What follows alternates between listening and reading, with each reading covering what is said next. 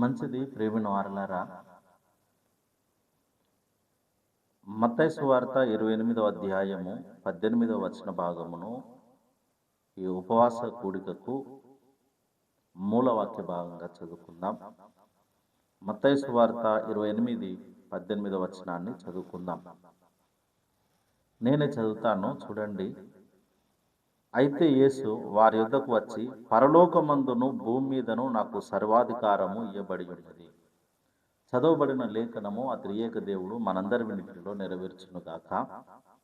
చూడండి, మహోన్నతుడగు దేవుడు తెలియజేస్తున్న విషయం ఏమిటనగా, భూమి మీదను అటు పరలోకమందును సర్వాధికారము నాకు ఇయ్యబడ్డది అన్నాడు. దేవుణ్ణి సంధించుట అనేది చాలా గొప్ప విషయం. దేవుణ్ణి ఆశ్రయించుట అనేది చాలా ఉత్తమమైన విషయం.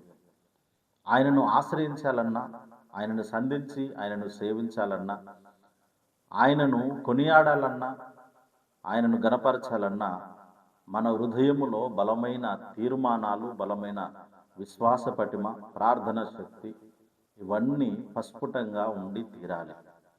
లేకపోతే మనం ఆయనను సేవించడానికి కానీ సంధించడానికి కానీ వీలు లేకుండా ఉంటుంది. ప్రేమిన వారలారా, దేవాది దేవుడు మనందరి పట్ల సర్వాధికారము కలిగిన వాడై ఉన్నాడు. అటు భూమి మీదను ఇటు పరలోకమందును అధికారమును పొంది బలమును పొందిన వాడై ఉన్నాడు. అయితే ఆయన అంత అధికారము పొంది బలము పొంది సర్వాధికారాన్ని నింపుకోగలిగిన వాడై ఉన్నప్పటికీ మనము అనేక విషయాలలో దిగులు పడుతూ, బాధపడుతూ, ఇబ్బందులు పడుతూ, మరి అవిశ్వాస ధోరణితో అల్పకాల పరిస్థితులను మనము దృష్టిలో పెట్టుకొని చాలా చిందరవందరగా అయిపోతూ ఉంటాం. ప్రస్తుతము కలుగుతున్న పరిస్థితులను బట్టి మన పరిస్థితులన్నీ తారుమారవుతూ ఉంటాయి. భవిష్యత్తులో ఉన్నతంగా మన దేవుడు తప్పక మనలను సంపూర్ణంగా నిలబెట్టగలడు, ఆశీర్వదించగలడు, విడిపించగలడు అనే సదుద్దేశాలు ఒక ముంగుర్తుగా ఒక అద్భుతమైన విశ్వాసాన్ని కూడబెట్టుకోలేకపోతున్నాం. ఎందుకంటే విశ్వాసం అనున్నది నిరీక్షింపబడు వాటి నిజ స్వరూపము అని అపోస్తులుడైన పౌలు హెబ్రీ పత్రిక 11 మొదటి వచనంలో తెలియజేస్తున్నాడు. మనం నిరీక్షింపబడిన వాటి యొక్క నిజ స్వరూపముగా విశ్వాసము కనబడుతుంది.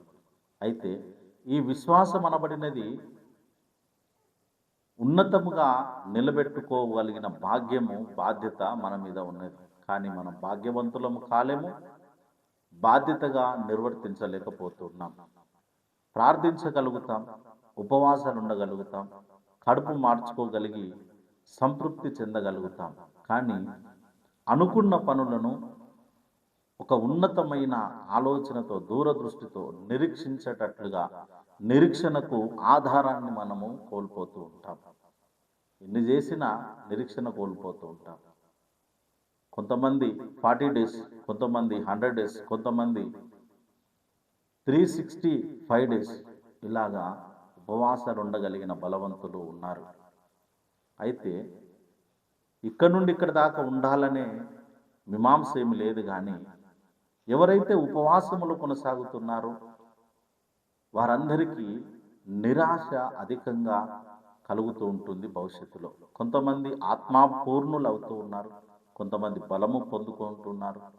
కానీ చాలామంది బలహీనులుగానే ఉంటూ ఉన్నారు. ఎందుకు బలహీనులుగా ఉండవలసిన అవసరం ఏర్పడుతుంది అని అంటే, ప్రేమిన వారులారా, మన విశ్వాసములో మనము నిలకడగా ఉండకపోవడమే. దేవుని సింహాసనమును ఏదైనా కదిలించేది, ఒక శక్తి అద్భుతముగా ఉన్నది అని అంటే అది విశ్వాసమే. దేవుడు కొండలను పికిలించగలిగిన బలవంతుడు, విశ్వమంతటిని మాటతో చేయగలిగిన అద్భుతకరుడు. కానీ అంత ఉన్నతమైన వాణ్ణి, ఆ ఉన్నతమైన సింహాసనమును కదిలించగలిగేది మనకున్న బలమైన విశ్వాసం. విశ్వాసము ద్వారా రాజ్యములను జయించిన వారు, విశ్వాసము ద్వారా నీతి కార్యాలను జరిగించిన వారు, ఖడ్గధారను తప్పించుకోగలిగి అగ్నిబాణములను చల్లార్చిన వారు అనే సంగతిని హెబ్రీ పత్రిక 11, 33, 34, 35 వచనాలలో మనము చూడగలుగుతూ ఉంటాం. అయితే ప్రియులారా, ఇంత బలమైన విశ్వాసము మనము పొందుకున్నప్పటికీ, మనకు ఉన్నప్పటికీ దేవాది దేవుడు ఒక ప్రశ్నను లేవనెత్తుతూ ఉన్నాడు. సర్వశక్తిమంతుడగు దేవుడు ఒక ప్రశ్నను లేవనెత్తుతూ ఉన్నాడు. లూకా సువార్త 18వ అధ్యాయము 8వ వచన భాగములో, మనుష్య కుమారుడు వచ్చినప్పుడు ఆయన భూమి మీద విశ్వాసము కనుగొనునా అనే ప్రశ్న మొదలైంది. అంటే విశ్వాసము కడవరకు కాపాడబడము లేదు అని, విశ్వాసమును నిలుపుకోలేని అల్ప విశ్వాసపు పరిస్థితులు ఉన్నాయని మరి క్రీస్తునాథుడు వాపోతూ ఉన్నాడు, ప్రశ్నిస్తూ ఉన్నాడు. ఎందుకు ఇంత అల్ప విశ్వాసములు మనలో ప్రస్ఫుటంగా కనబడుతున్నాయి? ఎందుకు మన విశ్వాసాన్ని బలముగా నిలుపుకోలేకపోతున్నాం? ఎందుకు మనకు మనము బలహీనులము కాబోతున్నాం అనంటే దానికి బలమైన రీజన్ ఉన్నది. ఎందుకనంటే దేవుడు మాట ఇచ్చాడు. ఎవడైనను ఈ కొండను చూసి, చూడండి మార్కు సువార్త 11వ అధ్యాయం 23లో, ఎవడైనను ఈ కొండను చూసి నీవు ఎత్తబడి సముద్రంలో పడవేయబడుమని చెప్పి తన మనసులో సందేహింపగా తాను చెప్పినది జరుగునని నమ్మిన ఎడల వాడు చెప్పినది జరుగునని మీతో నిశ్చయముగా చెప్పుచున్నాను అన్నాడు. ఈ కొండను ఎత్తబడి సముద్రంలో పడివేయమనంటే పడుతుందట. తన మనసులో సందేహము లేకుండా, సందేహింపకుండా అంటే ఆ కార్యము జరుగుతుంది అన్నాడు. మరి నాడు కొండలను పెకిలించగలిగిన విశ్వాస వీరులము కాలేకపోతున్నాం. ఎంత ప్రార్థన చేసినా, ఎన్ని రోజులు ఉపవాసములు ఉన్నా కొండలను పెకిలించలేకపోతున్నాం. మనలో మన విశ్వాసం నిలకడగా ఉండలేకపోతుంది.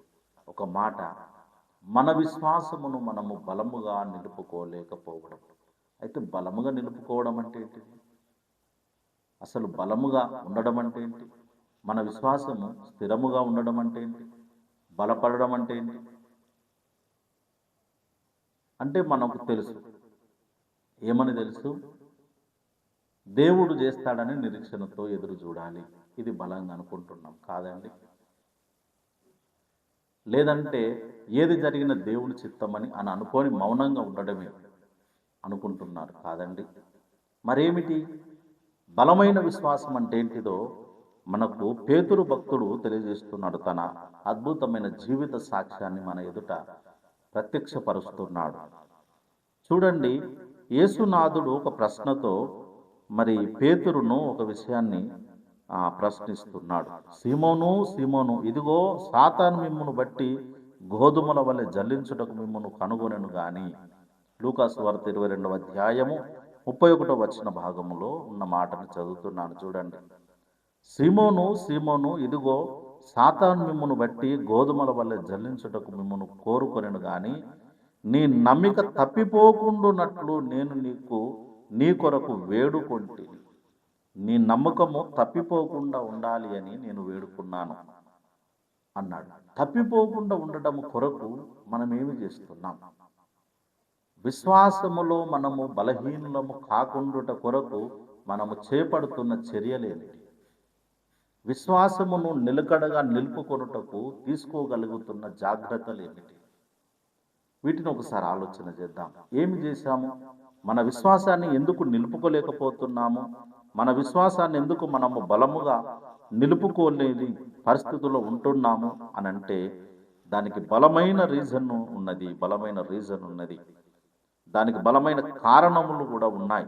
ఆ బలమైన కారణాలు ఏమిటో మనం ఒకసారి చూద్దాం. వాటిని మనము మనసున పెడదాం. ఏమిటి అనే దాన్ని మనం ఒకసారి ఆలోచన చేద్దాం. పేతురు భక్తుడు తన విశ్వాసాన్ని బలపరుచుకున్నటకు తీసుకున్న చర్యలు, జాగ్రత్తలు, మరి కట్టుబాటులు, ఎంచుకున్న నిర్ణయాలు మన ఎదుట పెడుతున్నాడు. చూడండి, అపోస్తులుడైన పేతురు భక్తుడు రాసిన పేతురు 2వ పత్రిక 1వ అధ్యాయము 5 నుండి మనం చదువుకుందాం. ఆ హేతువు చేతనే మీ మట్టుకు మీరు జాగ్రత్త పడగలవారై మీ విశ్వాసమునందు సద్గుణమును, సద్గుణమునందు జ్ఞానమును, జ్ఞానమునందు ఆశా నిగ్రహమును, సహవా సహనమును, ఆశా నిగ్రహమునందు సహనమును, సహనమునందు భక్తిని, భక్తి యందు సహోదర ప్రేమను, సహోదర ప్రేమ యందు దయను అమర్చుకొనుడి. ఇవి మీకు కలిగి విస్తరించిన యెడల అవి మన ప్రభు అయిన యేసు క్రీస్తును గూర్చిన అనుభవ జ్ఞాన విషయములోను మిమ్మును సోమరులైనను నిష్ఫలులైనను కాకుండా చేయును. చాలా విషయాలను అక్కడ తెలియజేస్తున్నాడు అపోస్తలుడైన పేతురు. ఏమిటది? ఇవి మీకు కలిగి విస్తరించిన యెడల, ఏంటివి కలిగి ఉండాలి అని చెప్పాడు. జాగ్రత్తగా నిదానంగా మనం ఆలోచన చేద్దాం. ఏంటి ఏంటి అట? విశ్వాసమునందు సద్గుణమును అన్నాడు. మంచి గుణము, సద్గుణమును, సద్గుణమునందు జ్ఞానము, జ్ఞానమునందు ఆశా నిగ్రహమును, ఆశా నిగ్రహమునందు సహనమును, సహనమునందు భక్తిని, భక్తి అందు సహోదర ప్రేమను, సహోదర ప్రేమ యందు దయను అమర్చుకొనుడి అన్నాడు. ఒకదానికొకటి లింకు చేయబడ్డాయి. సహనము, దీర్ఘశాంతము, ఇంకా ఆశా నిగ్రహము, ఇంకా జ్ఞానము, సద్గుణము, ఇవన్నీ విశ్వాసమునకు జోడి చేయబడ్డాయి. మన విశ్వాసము నిలకడగా ఉండడానికి ఇవన్నీ తోడుపాడుతూ ఉన్నాయి. ఇవన్నీ ఒక దినుసులు, ఫలములు, విశ్వాస స్థిరత్వాన్ని నిలిపే ఒక దినుసులు. అవి మన ఎదుట ఒకదానికొకటి అతుకబడి ఉన్నాయి. చూడండి పేతురు ఎంత అద్భుతంగా తెలియజేస్తున్నాడు. ఒకదానికొకటి అతుకబడి ఉన్నది. దీన్ని మనము అమర్చుకొనుట, చక్కగా అమర్చుకొనుట అన్నాడు. ప్రేమలో స్వార్థము లేకుండా నిస్వార్థమైన ప్రేమను కలిగి ఉండి క్రీస్తు వలె తన మనసును కలిగిన వారమై ఉండాలి అని లేఖనము తెలియజేస్తుంది. జ్ఞానము, పరిపూర్ణమైన జ్ఞానము, ఇంకా అన్నింటి యందు ఒక నిగ్రహము, ఆశా నిగ్రహము, వాటి యందు నిలకడ, సహనము, ఓపిక, పొడుచూపుతనము లేకుండా, పొగరుతనము లేకుండా, తగ్గింపు సహనము కలిగి ఓపికతో ఎదురు చూడగలిగినవన్నీ ఒకదానికొకటి అతకబడి ఉన్నాయి. ఇవన్నీ అమర్చబడి ఉన్నాయి. ఇవన్నిటిని భద్రము చేసుకొని విశ్వాసానికి జోడించి మనము ఎదురు చూడగలిగితే మనము శూర కార్యములను చేయగలిగిన స్థితిలోనికి వెళ్ళిపోతాం. ఇది మన జీవితములో ఒక అనుభవపూర్వకములోనికి రావాలి. అనుభవ జ్ఞానము విషయములో మిమ్మును సోమరులైనను నిష్ఫలులైనను ఏంటిదట చేయకుండా ఉంటుంది. నిష్ఫలం కాకుండా చేస్తుందట. సోమరులం కాకుండా, నిష్ఫలం కాకుండా ఉండడానికి ఇవి తోడ్పడుతూ ఉంటాయట. మరి ఎప్పుడు సోమరులం అవుతాం? అనుకున్న పనులు జరగనప్పుడు. ఎప్పుడు నిష్ఫలం అవుతాం? ఫలములను ఆశించి వాటిని పొందుకోనప్పుడు. నిరాశ ఎప్పుడు మిగులుతుంది? ఫలములను మనము అందుకోనప్పుడు. అంటే మనము నిష్ఫలము, మనము అయిపోతున్నామనంటే మన విశ్వాసము చితికిలబడిపోతుంది అని అర్థం. చితికిలబడిపోకుండా ఉండడానికి ఈ దినుసులన్నిటినీ విశ్వాసమునకు జోడించాలి. ఏ లోపము లేకుండా జోడించాలి. ప్రేమలో లోపం ఉండకూడదు, సహనములో లోపం ఉండకూడదు, ఆశ నిగ్రహములో లోపం ఉండకూడదు, జ్ఞానములో లోపం ఉండకూడదు, సద్గుణములో లోపం ఉండకూడదు. చక్కటి గుణవంతులము కావాలి, చక్కటి ప్రేమామూర్తులము కావాలి. ఇవన్నీ విశ్వాసానికి ఎందుకు జోడిస్తున్నాడు తెలుసా? విశ్వాసము ద్వారా ఎన్నైతే జయించగలుగుతామో ఆ విశ్వాసానికి ఇవన్నీ లోటుగా కనబడుతున్నాయి. కాబట్టి ఈ లోటుపాట్లను సవరించుకున్న నాడు తప్పక మనకు విజయము చేకూర్చబడుతుంది, విజయము లభిస్తుంది. ఉపవాస దీక్షలో ఉంటున్న మనము, క్రీస్తులో కొనసాగుతున్న మనము, క్రీస్తులో బలము పొందుకుంటున్న మనము, ప్రియమైన వారలారా, మనము చేయవలసిన పని అర్జెంటుగా, అత్యవసరంగా విశ్వాసమును బలపరుచుకునుట, అందులో ఆశా నిగ్రహాన్ని కలిగి ఉండటం, సహనము కలిగి ఉండడం, సద్గుణమైన మంచి లక్షణాలు కలిగి ఉండడం, ఇవన్నీ మన జీవితంలో ఒక మైలురాయిగా విశ్వాసాన్ని స్థిరపరుస్తూ ఉంటాయి. ఆ విశ్వాసము వలన మనము సూర్యకార్యములను చేయగలుగుతాం. ఆ సూర్యకార్యములను చేయడానికి యేసునాథుడు అన్నాడు, నేను నాకు ఇహమందును పరమందును అధికారం ఇవ్వబడ్డది అన్నాడు. ఆ అధికారాన్ని మనము పొందుతాం. ఆ అధికారం ఎవరికో కాదు, నీకు ఇవ్వబడ్డది. క్రీస్తులో నీవు పాలిభాగస్థుడువు, పాలిభాగస్థురాలు అయితే ఆ అధికారం నీకును ఇవ్వబడ్డది. నీవు కూడా ఆ అధికారాన్ని చేపట్టి అన్నింటిపైన విజయమును సాధించడానికి దోహదపడుతుంది.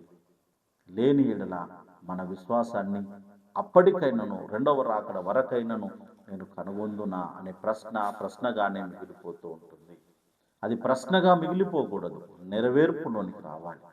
ప్రశ్నగా అది ఆగిపోకూడదు, అది మనలో లీనమైపోయి అది నెరవేర్పులోనికి రావాలి. అలా వచ్చిన నాడే మనము తప్పక విశ్వాస వీరులమవుతాం. విశ్వాస వీరులమై దేవుని సింహాసనమును కదిలించగలిగిన బలవంతులమవుతాం. ఆయన సింహాసనం ఎదుట సాగిలపడి ఆయన ముఖదర్శనమును చేసుకోగలిగిన ధన్యులమవుతాం. ఇది జరగాలి అనంటే ప్రేమిన వారలారా, మనకు ముందు కావలసిన ఏంటంటే విశ్వాస బలము. అది కావాలి. అందుకే అన్నాడు, నేను భూమి మీదను అధికారమును పొంది పరమందును అధికారం పొందిన వాడనై ఉన్నాను అన్నాడు. ఆ అధికారాన్ని మనం గుర్తు చేసుకోవాలి. ఆయన అన్నింటి యందు విజయమును పొందినవాడు, మరణమును జయించినవాడు, మృత్యుంజయుడిగా నిలబడినవాడు, మనందరికీ బలముగా నిలబడి అండగా ధైర్యముగా నింపగలిగిన వాడు. అందుకే ఒకానొక సమయంలో ఏమన్నాడు, పుట్టి గుడ్డివాని దగ్గరికి వచ్చి, ఏమి కావాలని నీవు ఆశిస్తున్నావు అంటే స్వస్థత కావాలని. నేను స్వస్థపరచగలనని నీవు నమ్ముతున్నావా అంటే అవును నేను నమ్ముతున్నాను. ఇది విశ్వాసం. ఆయన మీద పూర్తిగా డిపెండ్ కావడం, ఆయన మీద పూర్తిగా డిపెండ్ అయిపోయి అవును నేను నమ్ముతున్నాను అనగానే అతడు స్వస్థత పొందుతున్నాడు. ఎందుకు అడుగుతున్నాడు మరి అంటే, ఎవరి మీద ఆధారపడుతున్నావు? ఆయన మీదనా? ఆయన మీద ఆధారపడగలిగితే ఆయన సర్వశక్తి నీవు అనుభవించగలుగుతావు. ఆ శక్తిని అనుభవించగలుగుతావు. ఆ శక్తి నన్ను తాకుతుంది అనే విశ్వాసము నీకు కలుగుతుంది. అందుకే 12 సంవత్సరాల రక్తస్రావం కలిగిన స్త్రీ ఇలా చెంగుముట్టగానే ఆమె ఎందుకు స్వస్థత పొందింది అని అంటే, ఆ విశ్వాస శక్తిని ఆమె పొందుకోగలిగింది. అలా పొందుకున్న నాడు మనకు తప్పక విజయం చేకూర్చబడుతుంది.